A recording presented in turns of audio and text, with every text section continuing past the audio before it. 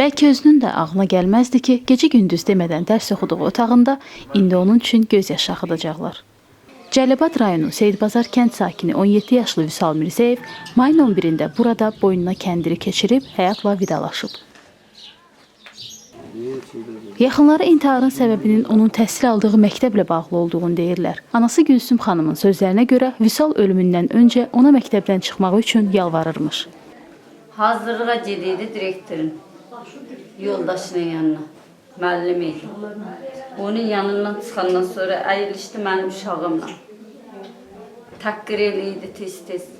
Hədəliydi, sənə 2 verəcəyəm, sənə 3 verəcəyəm.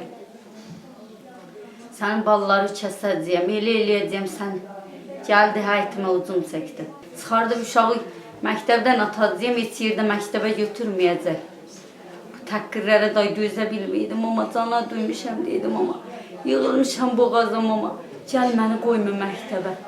Mən də deydim ki, cərimə eləyəcəklər. Sənə 2 verəcəklər, 3 verəcəklər, girə bilməyəcəksən. Bu qədər çəkdiyin əzablar boşa gedəcək, dərə gedəcək. Onun ucbatına, onun qurbanı verdim balamı, məcburən məktəbə gid, məktəbə gid.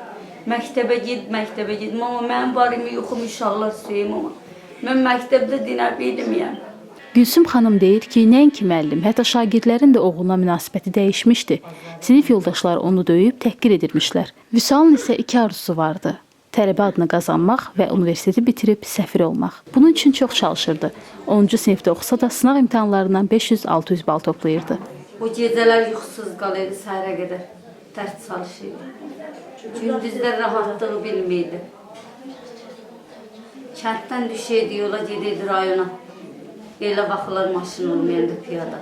Balamın arzularını rəndə qoydular. Yola saldılar qara torpaq arzularını. Mərhumun xalası Səadət Mirzəyeva bu hadisədən sonra uşaqlarının heç vaxt şagird olmasını arzulamadığını söyləyir.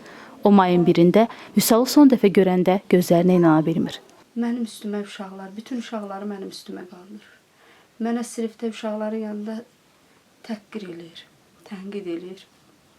Deyir, sənin maliyyə kəstirəcəm, sənin pulun, məşğələ pulları əmin verir. Sən gəlib sənə əmmə şikayət eləyəcəyim ki, sənin maliyyə kəssin. Uşaq cana duydurdu, uşağı cana duyduran iradə ilə etibardır. Uşaq gələcəyin işqi ilə yaşaydı, uşaq nə həvəsinə yaşaydı. Xala instituta gələcəm, xala anamı belə saxlayacam, xala belə oxuyacam, xala belə vəzifə alacam. O həvəslərlə xala sənə yardım eləyə bilmədi Vüsal. Vüsalın təkidlərindən sonra ailəsi onun məktəbdən çıxması üçün ərizə yazsa da, direktor Etibar Abdullayev onun məktəbdən ayrılmağına icazə verməyib. İndi isə ailəni hədələyirlər. Mənim oğlumun adamı da var, pulu da var. Mənim oğluma nə eləyə bilərsən?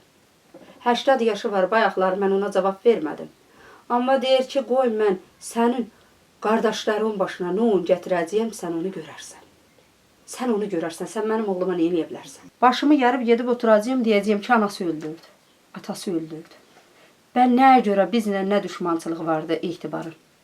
Nəyə görə öldürüb deyir ki, qanı da bassın geçsin? Nəyə görə? Seyidbazar kənd məktəbinə gedib Etibar Abdullayevdən açıqlama almaq cəhdimiz boşa çıxdı. Baş Prokurorluğu Mətbuat Xidmətinin rəhbəri Eldar Sultanov mətbuata açıqlamasında bildirib ki, faktla bağlı Cəlilabad rayon prokurorluğunda cinayət məcəlləsinin özünü öldürmə həddinə çatdırma maddəsi ilə cinayət işi başlanılıb. Rayon prokurorluğu və polis şöbəsinin əməkdaşları məhkəmə tibbi ekspertin iştirakı ilə hadisə yeri və meyitə baxış keçirib.